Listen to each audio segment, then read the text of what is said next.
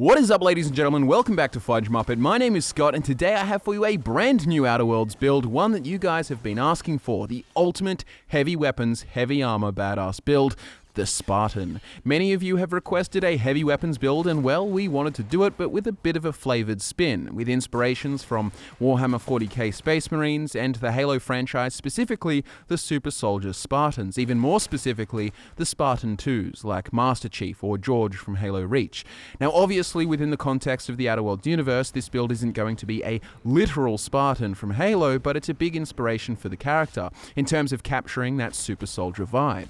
We wanted that calculated, efficient warrior who functions as a one-man army, ready to puncture the enemy lines and get done what needs to be done. So without dilly-dallying, let's get on to how to build the character. So to begin with building this character, we have to start discussing the elements of this character that cannot be changed. The respec option on your ship will only reset perks and skills, so both attributes and the resulting initial skill bonuses are locked in forever. So it is a factor that requires careful consideration. Now, keep in mind for this character that first and foremost, we want to give him a Super Soldier vibe, like that of a Space Marine from Warhammer 40k, a Spartan 2 from Halo, or perhaps even an Enclave Trooper in Power Armor from Fallout. So let's get through each of the attributes and discuss what's what. So starting off with strength, we chose to make this attribute high, which gives us bonus to melee damage, which we can use as a backup alternative, but more importantly, the benefits of a high strength character come in the form of skill boosts, such as heavy weapons, but also there is additional carry weight, which will help us carry our various heavy weapons to make use of. Next up is dexterity, and this stat too is made at a high ranking, which gives us faster melee swing speed, and like I said, melee can be a useful backup for this character, especially considering that you will churn through ammo faster than any other character you've played. But dexterity also offers us skill bonuses that we want, in addition to increased reload speed, which will be very useful considering heavy weapons usually take a good while to reload. But with high dexterity and the heavy weapons ability that increases reload speed by 30%, you should have no worries getting ammo back in your gun before your enemy closes in on you. Then we have the mind attributes such as intelligence and perception, which we've both ranked at high once again. Largely these choices are for the role-playing Super Soldier vibe, someone who would be both intelligent and perceptive, but the skill bonuses they offer are great, and bonus crit damage is going to help our damage output as well as weak spot headshot damage. These mind attributes just give us a nice general boost to damage and skills. However, to have strength, dexterity, intelligence, and perception at a ranking of high, we must make some sacrifices in the personality department, namely charm and temperament. Each has their skill drawbacks, but for the most part, we aren't focusing on those skills, and as for charm, we will suffer reputation debuffs to the gain rate and buffs to the rep loss rate, but this won't matter too much, and companion ability refresh rate does not matter to this character since we won't be using companions, and we are in fact lone wolfing it. As for the loss of passive health regeneration from below average temperament, well, we've found that through looting we've found plenty of Adreno, and when you combine this with an investment in the medical skill as well as getting access to the harvester perk at level 12, well, let's just say you won't even notice it's gone. So let's now talk about his starting skill group choices. First up, we're going to pick the ranged skill group, which will bring each of the skills to a value of 30.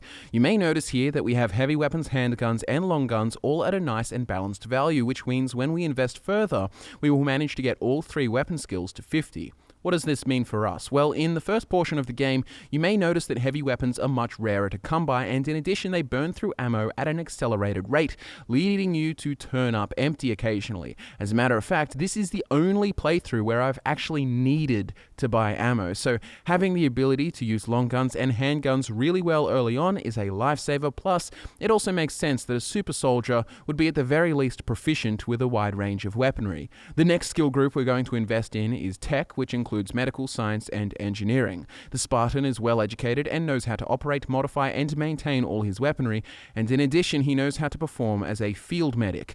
Beyond just being an amazing killer on the battlefield, he needs to be able to perform various battlefield roles in order to ensure victory, so this is why we invested in tech. But beyond role-playing, there is also a few good gameplay reasons to invest in here. Firstly, medic is going to help mitigate the negative consequences of a low temperament character until we get our hands on the harvester perk. Secondly, science is going to be pivotal pivotal for us in allowing us to tinker and upgrade the level of our unique heavy weapons for a much more reasonable cost of bits. And finally, engineering allows us to repair weapons and armor for fewer parts on the go, and trust me, you will want this. Heavy weapons seem to degrade quite fast. Also, you may notice that this investment in tech has brought the 3 skills from 10 to 20. Both the tech and ranged weapon skill groups are perfectly balanced here, meaning we can waste no skill point investment getting tech to 50 and range to 50 in only 5 levels, giving us a great launching pad to build the rest of the character. Now for the aptitude, I chose Safety Inspector option, which gave extra resistance to plasma damage, but for the most part you could pretty much pick whatever you want, besides one that gives boosts to our main skills, because that would change the weapon balance, leading us to potentially waste skill points.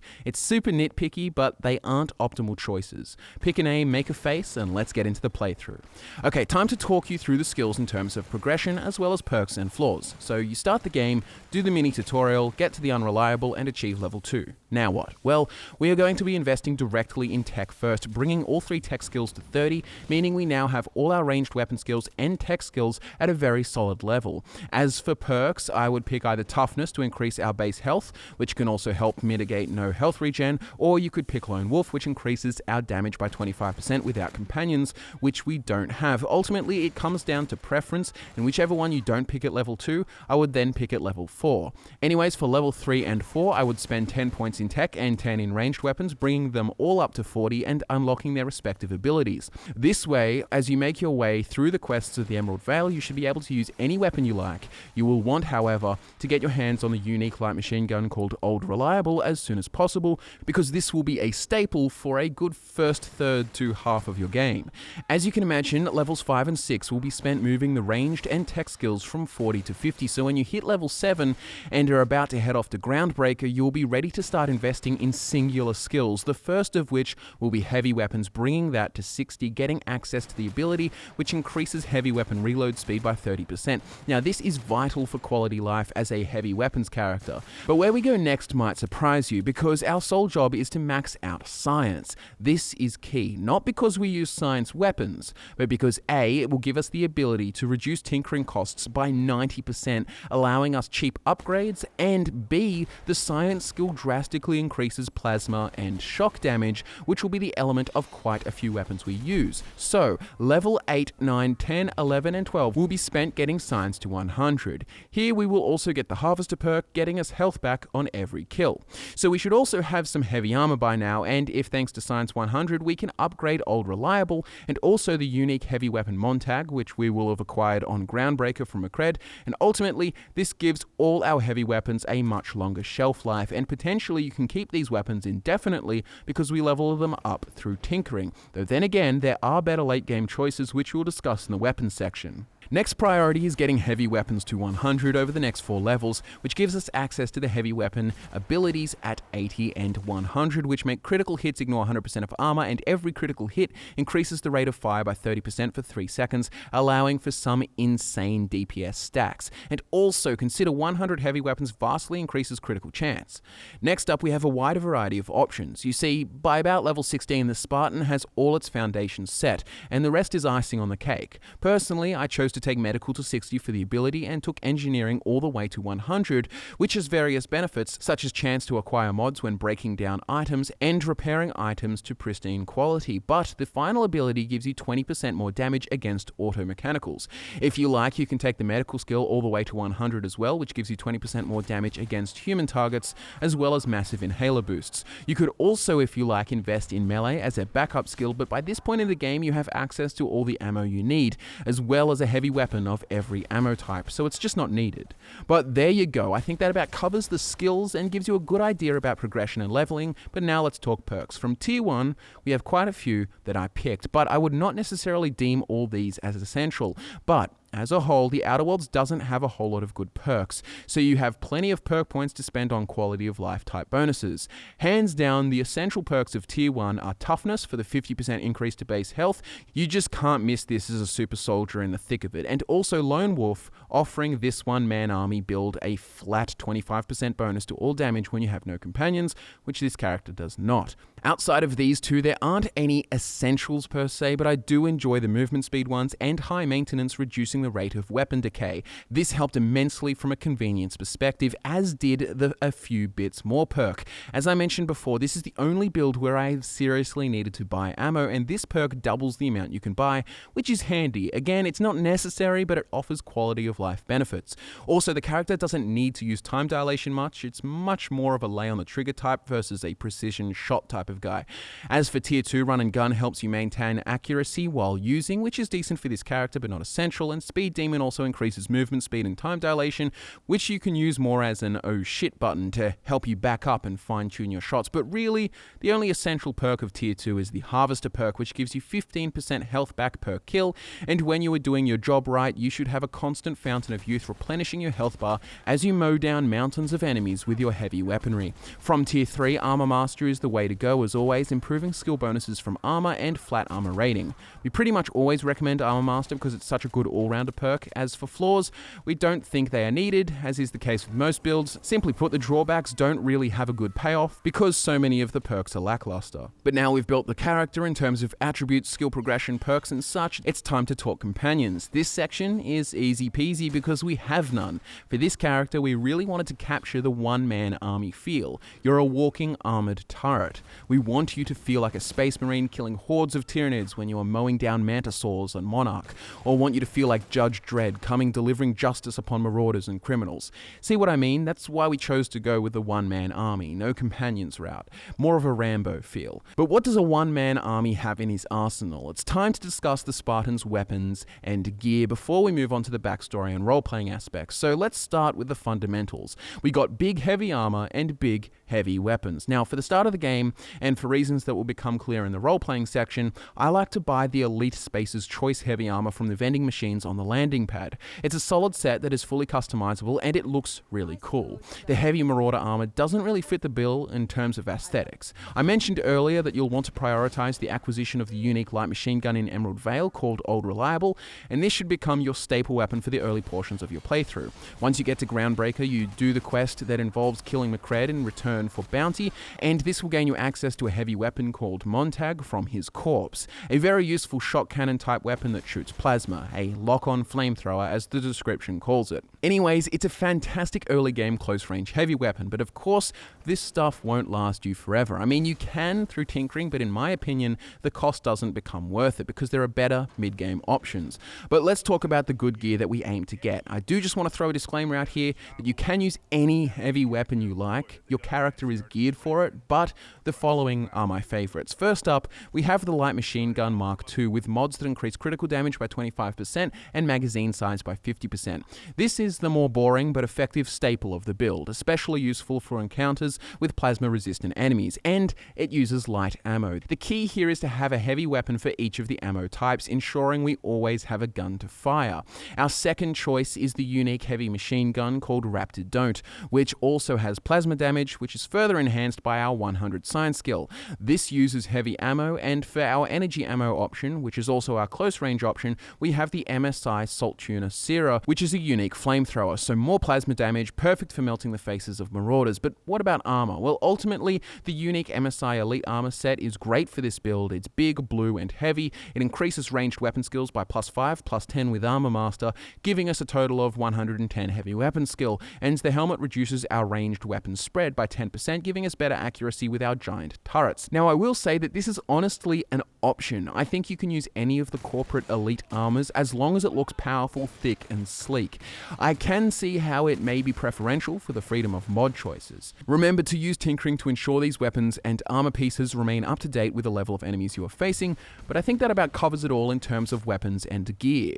Time to get to shooting. Now, the last part of the build to discuss is the backstory and role-playing. You've probably picked up on hints of the build's role-playing aspects through the gameplay you've seen, and also some lines dropped in previous sections, but let's reveal it all. The backstory will make his position in the Outer Worlds all the more clear. As our previous builds have, this character's story begins millions of light years away on Earth. The Spartan, at first, was an orphan, tossed between various institutions and housing scenarios, until he was kidnapped at the age of 10.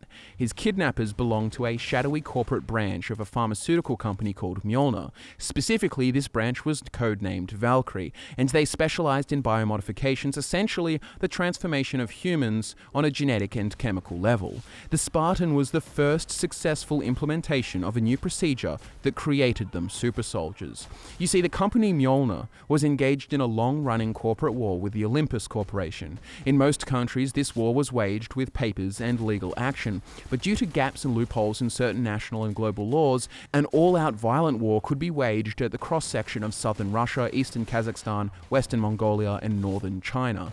This theater of war was home of many conflicts, leaving this territory with nothing but scorched land and skeletal cities. Mjolnir's super soldiers, the codenamed Spartans, were pivotal in finally destroying the Olympus Corporation during the 30-year campaign, of which the Spartan, our character, spent 25 years fighting in. After Olympus's defeat, they were successfully acquired by a merger operation, and Mjolnir advanced itself to new heights. Our Spartan was the first, a loyal and steady super soldier who always got the job done, and with Mjolnir's new position in the corporate world, they set their ambitions higher, hoping to force more mergers and acquire more capital. So the Spartan, along with 4 other Spartans and several Mjolnir executives, were sent on a mission aboard the Hope to go to Halcyon and set up an enterprise there, potentially gaining a foothold and eventually acquiring a company on the Halcyon Holdings Corporation, allowing them a position to maneuver further influence and control. However, after 70 years in cryo, the Spartan is awoken by Phineas Wells, and it seems that he was the only awoken of his group. Now, it's time for a contingency plan. The Mjolnir's corporation objective was to acquire a foothold, but the Spartan is going to pivot and acquire influence on the board by helping maintain law and order in Halcyon. In terms of role-playing, the Spartan will turn on Phineas and throw his lot in with the board. He will help MSI and wipe out the dissident iconoclasts. He had been a part of many similar operations on Earth, taking out local dissident upstarts and terrorist groups. Above all, he treats his work with the utmost sense of duty and diligence, and he will become a great asset to Ajundan Takande. Another thing that the Spartan cares about is trying to make some form of contact with Earth to report to his Mjolnir superiors, but he also fears that it has been quite some time since he has been frozen. Perhaps the Enterprise had been written off as a failure after the Hope was lost in space. Ultimately, the Spartan is the perfect corporate super soldier with the right skill set to bring order back to the struggling Halcyon system. And that, ladies and gentlemen, is our heavy armor, heavy weapons build. A super fun combat build. Thanks so much for watching our video. Please do give it a like if you enjoyed the build. Social media links and timestamps are in the description. My name is Scott from FudgeMuppet. Thanks again for watching, and I'll be back to nerd out with you again next time.